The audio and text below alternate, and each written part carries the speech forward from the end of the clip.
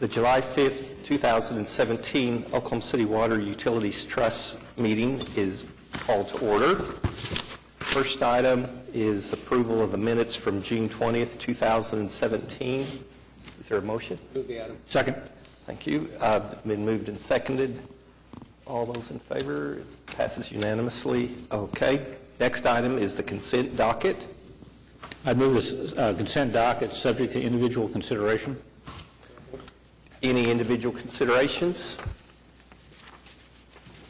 Okay. Vote, please. Passes unanimously. Next item is the concurrence docket.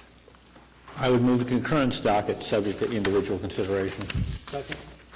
Any individual considerations? Okay. Voting. Unanimous approval. Items for individual consideration. The first item, A1, presentation of the Water Conservation Plan. And Part 2 is a joint resolution with the City of Oklahoma City approving the Water Conservation Plan. Mr. Chairman and trustees, this is Mallory Gotcher of our Water Conservation team, along with Robert, if you could raise your hand. And with that, I'll let Mallory do her presentation. Good afternoon. Thank you. I'm excited to be here to talk about our water conservation plan. This has really been a collaborative effort with a lot of our staff in the utilities department, so I'm excited to be here to talk about it today. So the purpose of this conservation plan is to develop and foster a community-wide effort towards water use efficiency, to help provide guidance for building individual programs and implementing strategies, and to fulfill the provisions detailed in the recent settlement agreement. And the plan also supports initiatives outlined in the city's comprehensive plan, Plan OKC. So there are many benefits of water conservation that are realized by the end user, the utility, and the community, including drought preparedness and awareness of the true value of water. Water conservation provides Oklahoma City's retail customers with opportunities to more effectively use water while potentially limiting increases in water and wastewater bills. So our water conservation measures were adopted in 2013. The resolution was passed by City Council and AQUIT. And the purpose of the measures is really to help manage system demand and ensure adequate water supply through drought conditions. The current lake capacity serves as a trigger to move forward to a more restrictive stage with odd and even watering in effect all the time. The measures are currently actively enforced with warnings issued for first-time violations, and we're really just trying to support customers and create awareness for our conservation program and help teach them about proper landscape watering. So the inside city single-family gallons per account per day has been reduced. Our peak demand has been reduced after the implementation of these measures in 2013. As you can see in this graph, this is from January 2010 through 2016, and the measures went into effect in April 2013, and you can see the peak demand has been reduced. This plan also introduces wholesale customer reduction targets for our wholesale customers, and as lake levels are reduced from drought, wholesale customers are also expected to reduce water use. And the target goals were calculated to be equivalent to the anticipated water reduction for Oklahoma City retail customers. And current wholesale contracts include provisions requiring them to implement water conservation measures at least equal to those implemented by Oklahoma City. So I just wanted to talk a little bit about programs that we've been doing right now currently, and to just include some information about how we're supporting water use efficiency right now. So our water conservation team partnered with Oklahoma City Beautiful and Urban Lawns and Landscape, which is a local contractor, the Toro Company, Hunter Industries, Irritrol, and the Raidbird Corporation to retrofit inefficient spray heads on 3 visible medians in Oklahoma City. So we went through these medians and retrofitted the spray heads with pressure-regulated versions to help make these medians run a little bit more efficiently. This picture was actually from the first median that we retrofitted, and the measured pressure was about 60 psi, and pressure or spray heads prefer being operated at 30 psi. So just as an example, Robert has led 33 large homeowner checkups through our free checkup program that we do with HOAs since last year, and high water pressure has really been the #1 issue that we've seen at those checkups. And we've measured pressures upwards of 100 psi, so significant water savings could be achieved just by retrofitting sprinkler heads with pressure regulated versions. So we're really promoting this option to homeowner associations and to irrigation contractors.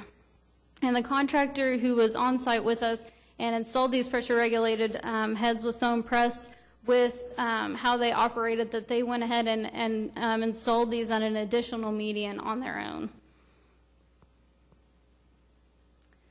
We also have an ongoing partnership with different gardens in Oklahoma City. So we, as a partnership with Oklahoma State University, installed conservation demonstration gardens across Oklahoma, and we now have ongoing MOUs with the Myriad, the Parks Department, and the zoo. The Parks Department, the middle picture is from Bluff Creek Park, and it's been very successful. We're coming up on our first year. Mr. Stonecipher was there to help us have a grand opening at Bluff Creek Park, and so it's really been a great demonstration area for our customers. The zoo, their horticulture staff, has been doing monthly garden tours with us, and then also we have additional programming that we're doing with the Myriad Garden. They're actually installing additional demonstration areas and are also just helping us to educate customers through an irrigation school. We also have a partnership with Oklahoma State University. They're doing a pilot program with the Master Gardeners to have sprinkler checkups for individual homeowners. They've done about 14 checkups so far just this summer. And they also help to promote our Water Smart program that we're doing. It's a plant and product tag program to help identify plants and products that are water efficient so customers can easily figure out what they can install to have water savings. They also assist us with events and workshops. We have a workshop coming up on July 13th, and we've had a lot of success and really good feedback from customers on these workshops.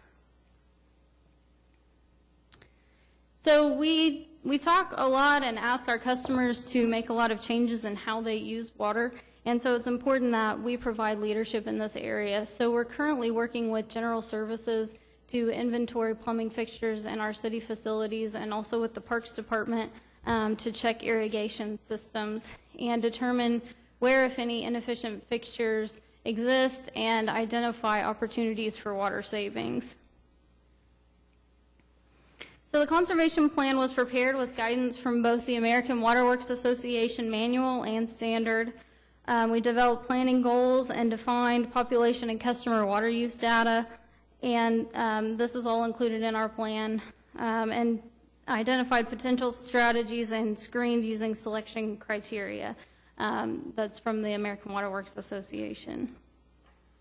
So the 11 conservation plan goals provide a roadmap to increase water use efficiency both for the city and for our customers. They emphasize education, outreach, and efficiency and benefits to encourage customers to adopt water efficient practices, create awareness, and also create local partnerships. The plan supports the statewide Water for 2060 Act that was passed in 2012, and also our plan OKC.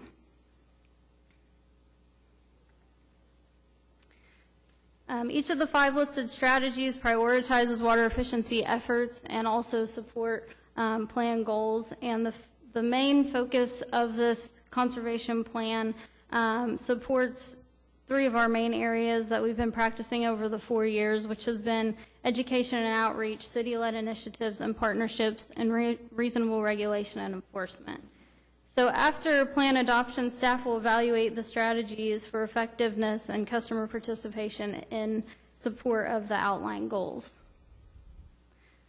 So with that, I'll take any questions. Any questions? Mallory, I do have one.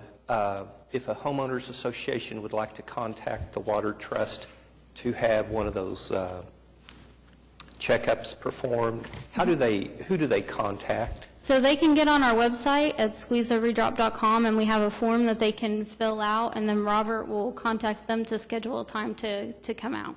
Great, thank you. Thank you. Any other questions? Well, thank you very much. That was a great presentation. Thank you. At this point, we need a motion to accept the resolution. So moved. Been moved and seconded. We will vote. And it passes unanimously. Thank you. Next item is a presentation on Lake Stanley Draper wastewater collection system. Brian Mitchell with the Utilities Department Engineering Division will provide a presentation. Thank you. Men's First Step is a facility located adjacent to the Stanley Draper Reservation, or part of the Stanley Draper Reservation, that has provided a service for citizens of Oklahoma City for an extended period of time. Starting in the late 1980s, the facility was constructed and was serviced primarily by a septic system process. Approximately 2 decades later, it had grown to the point that the system was not able to maintain the correct level of treatment of flows, and a subsequent notice of violation was issued by the state of Oklahoma, where we were co-claimed along with Men's First Step as needing to be part of a solution. As a result of that, a lagoon was built and had served as their utility solution for since that time until today. In 2016 and 2017, due to extended wet weather periods, there were a couple of occasions where we had to truck excess water out of the lagoons and release it into our sewer system for disposal or treatment and disposal through that manner. That's the identification of a problem. And that problem is something that we have worked with Men's First Step in the Oklahoma City Metro Alliance to get to this. We also had a compounding issue with, they have a grant that is helping them facilitate growth within their process or program to allow more residents to reside upon the property and accommodate that with some building improvements. That enhances the problem that they were facing with insufficient capacity. At the same time, we had immediate needs that were both local and regional. We have problems with dealing with how wastewater is managed at the Draper Water Treatment Plant, and we are also having numerous construction projects that are occurring that is going to be impacting the sewage, the way we deal with collection and disposal of sewage at the water plant. So we have Men's First Step has an issue, Aquit at the water treatment plant has an issue, as well as the ranger station and the marina, who uses a co-use of a lagoon, which we will see in just a second. So we have a problem, and this problem is easily solved, but it's a 3-step process. First is how to deal with Men's First Step, immediate needs, but also accommodate the improvements at the ranger station and marina services, as well as ultimately the Draper Water Treatment Plant challenges. Collectively, what we're talking about is the installation of 3 small lift stations and an extended reach of 4-inch service lines, or collection force mains. To deal with that, we are talking about the installation in 3 separate phases, and I'd like to talk through each of those and how that helps everybody deal with the challenges being faced. The first is an improvement that will be built that deals with Men's First Step initially. That, to zoom in just a little bit onto the figure, is on-site sewer improvements to help tighten up and reduce the I&I that is getting into the system within the grounds of their facility. On-site lift station improvements to be able to pump and convey that flow, part of that flow, to the lagoons that are sitting adjacent to the ranger station to the north and slightly to the west of this facility, and the force main that will be necessary to connect the two. That allows the sharing of water management between the 2 lagoon systems and helps solve the problem immediately. Concurrent with that is the collection, making some improvements on the collection system on site, addressing the ability for the future building when it is built with their funds that they're arranging, and ultimately a new lift station and the force main that will take the flow to the north. That deals with the immediate problem. Second phase is how to manage the wastewater that is collected at the ranger station lagoon system that also comes from the marina. We will be installing a small lift station at that point, again with the 4-inch force main that will convey water into the gravity system. That helps us mitigate the issues of capacity being encountered at the ranger station lagoons. It also helps us accommodate and address the flows that are coming from Min's First Step. This is a very simple solution. It's a small, like I said, a small lift station and a very small force main that will reach over into the gravity system where it will release and be treated at our wastewater plant downstream. Third phase is addressing the sewer needs of our Draper Water Plant. That will incorporate a new small lift station, again, some more 4-inch force main, and brings it all together. So the wastewater that is currently being disposed of by septic system and lateral lines at the water plant will be collected and conveyed to the north, where it eventually goes into our gravity system and is treated at a wastewater plant further downstream. Now, what we're talking about is a solution that benefits both the trust as well as Min's First Step, and so there's a division of cost in the involvement on the solution. The on-site gravity collection is estimated to cost at approximately $110,000. On-site lift station improvements estimate cost of $200,000. They have gone through the process of acquiring a CDBG grant of approximately $193,000, so there is to help cover their side of the cost. That's a good use of their effort. Now, on top of that, we have the need for the lift station, which will benefit not only the improvements on site, but the benefits of the flow coming from the Draper Water Plant septic system will convey to there and be conveyed further to the north. Their proportionate cost of that is included, estimated at $200,000, and that's how it all kind of comes together. Bringing that all together is a total estimated cost for $117,000 that would be Min's First Step or the Oklahoma City Metro Alliance Organization's proportionate cost of the project. Giving common financial terms, that's $117,000 with a 4% interest rate, 30 years compounded for an monthly cost of $558, which is like a lease payment, or their buy-in for the solution. So they are paying for the services and the additional services that will be required of them going forward. That is their cost in addition to the fact that they become a permanent sewer customer. They've only been a water customer since their inception. They will be a water and sewer customer going forwards from here. So the solution is a benefit to Min's First Step. It allows them to accommodate the growth and the success of their program.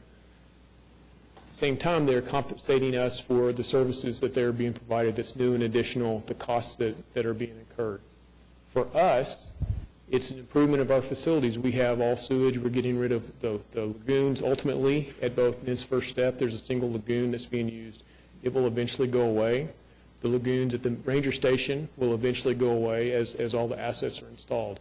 So really, it's a win-win for everybody. For us, we have the ability to accommodate flow as new things occur in the future. We'll have at least a force main system to be able to receive flow and help that. So we have a solution that is a long-term solution for the trust. So that is the recommendation from staff, that this would be the solution going forwards. It is something that has taken about 6 months of talk back and forth between the organization and the department, and it is the recommendation of staff that this is the solution. Thank you. Any questions? I think it's a really good solution, and taking their part of it and amortizing over time and having them pick up that cost seems very reasonable to do so. It is ultimately our property. This is the issue that a citizen to be heard came before council about a month or two ago. Oh, yes. And the scandal that was out there really isn't a scandal, but it's a problem that needs to be addressed. Correct. This was what that was in reference to. Okay, well, thank you. So at this point in time, moving to item 2 of Part B, a resolution authorizing the general manager to draft an amendment to the OKC Metro Alliance lease agreement to recover construction costs associated with Phase 1 of this project. Total estimated cost to be $310,000, and then also to authorize the trust engineer to prepare plans and specifications for consideration by the trust. Okay, any discussion? Voting? It's approved unanimously. Now, item C is an item for executive session for purposes of confidential communications with attorney. Okay, all right. Voting, it's approved unanimously. We will now look at item 6, items from trustees. Okay. Item 7, general manager report. No reports at this time. Thank you.